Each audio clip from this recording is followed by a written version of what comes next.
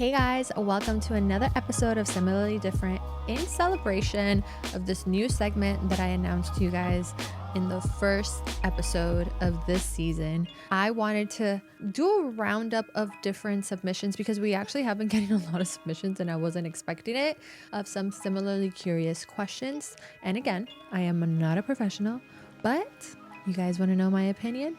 And if I can help, then I will try to. So let's start it off. Hello, Yanina. This is Sarah, and I'm sending my question for Similarly Different.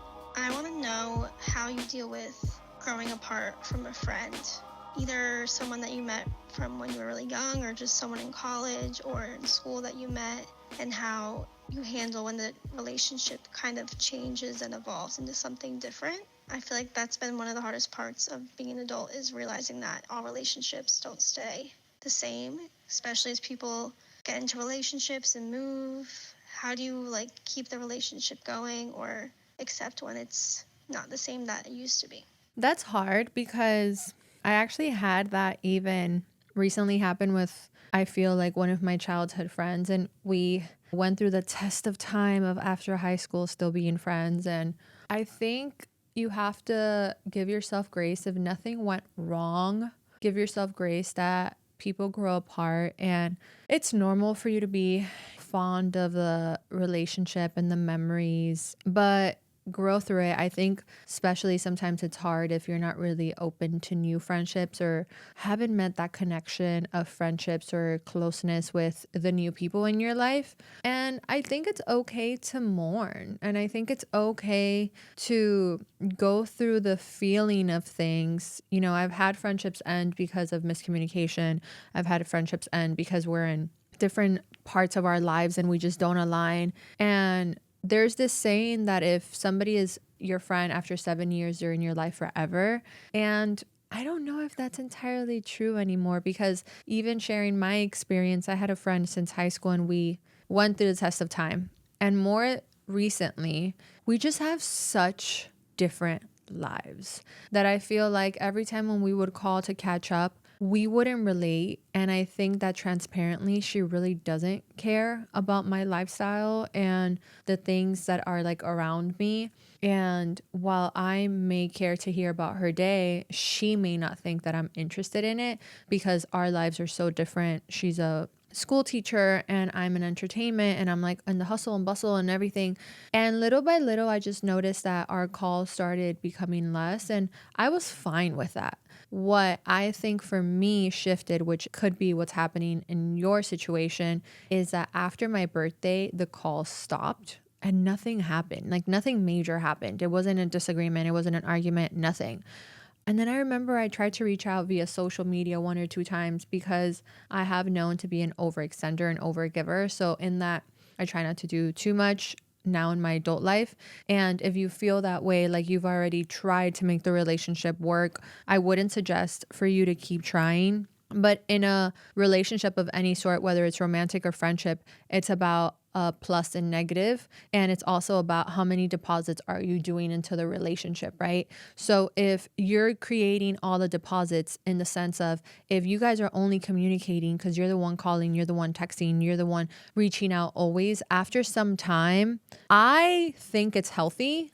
And listen, somebody can correct me if I'm wrong, but I think it's healthy to pull back a little bit and see if you get reciprocity back, because it's really important for you to not always have to be moving the ship in the relationship. While I believe that we all go through seasons and times, in my situation, there was nothing that happened in their life as far as I'm concerned. And I remember I reached out on social media a few times and they were like, thanks, thanks. And I think I took a step back and I was like, man, I'm going to call her and be like, hey, is something wrong? But I was like, nothing's wrong. I looked back at our text message. I remember our last conversation. And I think that after some time, people just change and evolve. And while there can still be love for that friendship, your wants, values, interests, and hobbies are just different. And I think you're allowed to mourn that. I think you're allowed to grieve the fact that, you know, you had this idea of a friendship. But I think after once or twice of being like, hey, you know, there doesn't need to be ill will. There might be a season when it comes back, but just step back and just do your own thing is really the only advice I can give, because I've had to learn that throughout times. And when I was younger, I will say I would try. And I don't want to be that person now. So that would kind of be my advice. But for yourself, it's okay for you to be like, this sucks. Because it does. Hey, Yanina, it's Mazzani. So in terms of life and staying grounded, what is your favorite mindfulness or wellness thing that you do and you incorporate in your own life? I think for me, the thing to stay mindful and grounded, I think it's honestly, I've tried to implement it more this past few years, is learning to say no. And I mean that in everything. I don't have to take every opportunity, even if I'm pursuing a goal in a career and I really want to be, a hard worker. It doesn't mean I have to say yes to everything. It doesn't mean I have to be at every friend gathering. It doesn't mean that I have to be at every friend birthday if I am literally feeling very weak spiritually, mentally, emotionally, physically. It's learning to say no overall to what doesn't serve me, instead of wondering if people are going to think of me X, Y, and Z way. And I say that because you can journal, you can go for a walk, you can do exercise, but if you're not putting yourself at a level of how much you can actually take and just overextending yourself continuously, nonstop, for other people's benefits, or to show up for other people, or to even show up for a career, what's gonna happen is you're gonna show up every time at a 3% battery. And if you have an iPhone, I don't know how Androids are, but if you have an iPhone, when your phone gets to 1%, it starts slowing down. The apps aren't opening quickly. It might die out. And the problem with that is that it may not happen at that friend gathering. It may happen in the next one, or it may happen in your meeting the next day at work when you really needed to be on your A game. And in the last year, I have rubbed people the wrong way in work, in projects, in friend groups. And in that same token, I have not rubbed people the wrong way because people have understood in work, in projects, and in friend groups. And I think that doing it more has made me feel more comfortable with saying no than I have ever done before. And it's the biggest tip that I can give anyone, that if people don't understand that you can't do everything, then they're not for you. Because another thing is, I have the talent of being really good at a lot of things. It does not mean that I have to do it all. It does not mean that that needs to be what I show up and I'm like an octopus with 10 hands. Like, I can do this. I can meet you here. I can create a goal list up to here and a timeline. It doesn't have to be all at once. It doesn't mean that I'm going to be there all the time for all the friend things. I have to make sure I'm feeding myself first. And that is the most important grounding and mindful thing that I think I have truly learned. And I've said no to projects. I've told my management, I'm sorry, but we're going to have to figure it out and switch things around. Like, I just can't. I have told friends, I love you and I have no problem in spending time with you one-on-one in a week, in 2 weeks. Let's mark it in the calendar. But right now, I cannot attend this event. I cannot attend this special gathering. I cannot attend your birthday, because I would not be my most authentic self or give you my actual love that I want to give you because of how I currently feel. And I think that's my biggest tip, to be honest. I hope you guys liked that answer and that some of you guys resonated with it. And the next question is... Hey, I had a question. Okay, how often do you think it's acceptable to be compromising for your partner and their needs? And if it's not a frequent thing, do you just have the conversation once? Yeah, I'd love your 2 cents. I really wish with these audios, I could be like, hold on a second, let me know a little bit more. Because everything is circumstantial, and everything is based also on perspective. Because what to you is putting your partner's needs first, or life, or whatever, to somebody else could be so minuscule, and vice versa. So I would say, in a partnership, mind you, your girl's single, and there is a quote that says, do not take advice from the people that have not mastered that place in the category. And I am well aware of this, but I'm still going to give you my advice. So I would say, when it comes to a relationship, you have to be full individuals and then be partners, right? In that understanding is knowing that you are dealing with another human that has been raised learned, gone through life in their own time, in their own way, comes from ancestors, their family, all this stuff. Now, when you are in a relationship, the first thing that I think is super important in a relationship is consideration. There's quotes and quotes and quotes about consideration being the biggest form of love. But, and there's a big but, there is a very fine line of consideration and being a Mac that is just walked all over. And I think that you can consider your partner, but when their considerations become every time a reason why they go over yours, that's not consideration. You are now being walked all over. And I think everything is like a bank. So how many withdrawals and deposits are you doing? Okay, I had a friend, super random, but I had a friend that when her boyfriend used to buy sneakers, he used to have to buy her 2 pairs of heels. That was something that they agreed on and it worked for them. You know, I didn't have that agreement with my exes. I would have loved it, but it wasn't an agreement. So with that, I was like, okay, I can see she makes it make sense and it's beneficial to her. Now, maybe your circumstance is you're not attending my work events as my partner, but I'm attending all of yours. Or I'm having to change my schedule because you want to go golfing with your friends on our date nights. And now there's nothing going on between you and I, and they're not being rescheduled. Whatever the situation is, which is why I wish I could hear more context in the question, I think it's a give and take and withdrawals and deposit. Is there more withdrawals being done? Then that's just facts, and that's factual, and that's something that you can present with your partner that you should be able to communicate of it's this, and this versus this.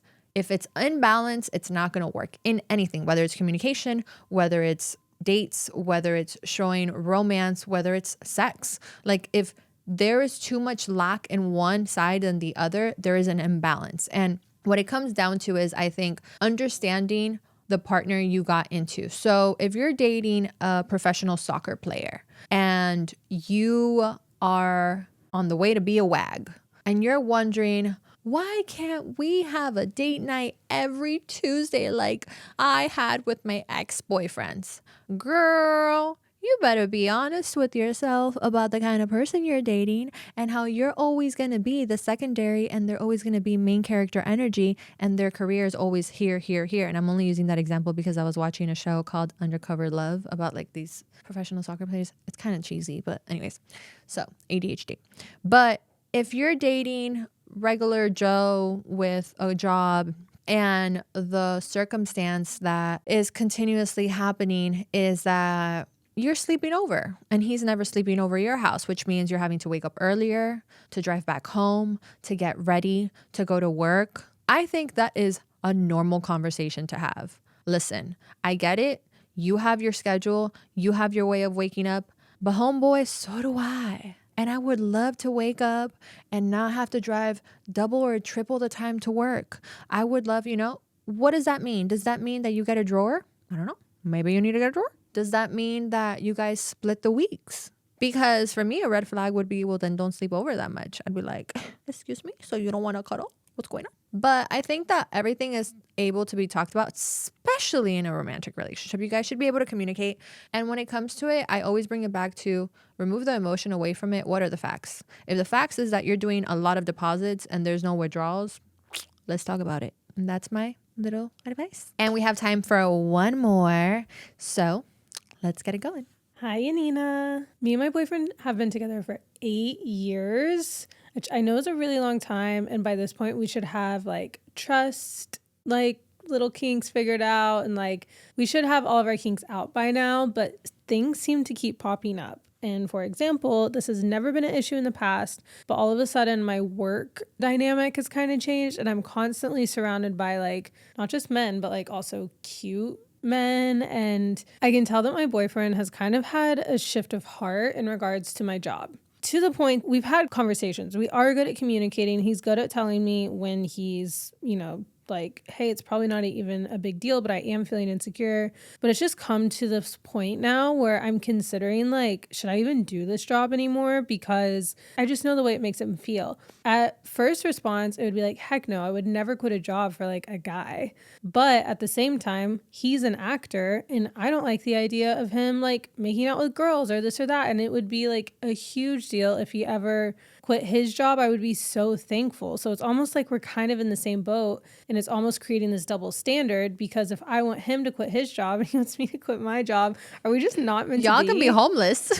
First of all, y'all can be homeless if both of y'all quit your job.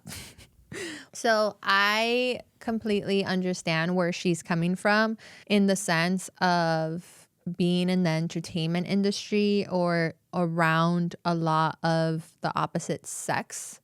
And it does have to do with a lot of insecurities, whether that may be from past relationships. And, they did say something in the audio that it said we should have worked out all of our kinks because we're at the 8-year mark. And I don't necessarily agree with that, because we're forever evolving, and every different, I think it's like 3 or 4 years of our life, there's so many changes happening within us as humans that our surroundings change. Social media has changed. Just the way people deal with have changed. And I think the biggest thing is when insecurity comes up in a relationship, how do we tackle it as a partnership, right? And it's the part one is we're tackling it as a partnership, keeping ourselves in mind. And then we tackle it as a partnership, keeping them in mind. And then we have our own private thoughts that we don't necessarily always say out loud. And I think back to when I was in a relationship that I was with my partner for 7 years, and there was insecurities in the 7-year mark. There was questions. And I think the reason why my relationship didn't work then was because the communication and openness changed and shifted. And there was so much openness back at one point in the relationship, and then it was taken from me. So at that point, I didn't feel comfortable enough to talk about it. And obviously, if there's ever been like questions of trust, it's another layer that can be hard in being able to navigate it, because you're having to heal wounds and not lean on trauma and not lean on where your brain naturally wants to go. But I think that there's healthy boundaries that can be created within the relationship therapy. Relationship therapy is so important because, like I said, I'm not a professional, but there's relationship therapists that can help you guys create boundaries, create habits, create little nicks and knacks that work for you guys to be able to not only instill the security within yourself, but within the partnership, and how to properly go through it. Because I just don't feel it's healthy to ever think that whatever your job is, that it's only going to be female focused. Or for his, that and you going into it that he was an actor, that what if his biggest role is a husband? What if this gets him an Oscar? And I just think of, in a partnership, you're supposed to be proud for your spouse and supportive, and the resentment that can come from you taking that from them. Now, will that situation and going into that role be delicate and sensitive and require a lot of different steps? 1000%. Because in him playing that role, he would need to make sure that he's nurturing and caring for the role at home, which is very important. But is it possible? I think it is. And again, I'm not married. I have dated people in the industry, and I do understand the dynamics. Just recently, I was seeing somebody who is around so many women, and I told myself, don't allow yourself to be involved with this person emotionally if they don't give you security from the start. So I think it's figuring out how can we really secure this and figure out how to strengthen and remove the insecurities that have been created in our partnership. Easier said than done, but I think it's possible. That's my advice. And lean on God, because God knows it all. All right, guys, so that is all the time we had for these questions. I hope at least one question in this, I feel like we tapped into a little bit of this, a little bit of that. I hope that you were able to relate, able to use forward, whether you were in the situation of the person asking the question, or maybe you were the person that they were talking about. So if you have any questions for Similarly Curious, make sure to drop it in and leave a voice memo right on my broadcast channel on Instagram, right in the comments, right to us to be able to submit. And until next time, thank you so much for watching Similarly Different. Bye.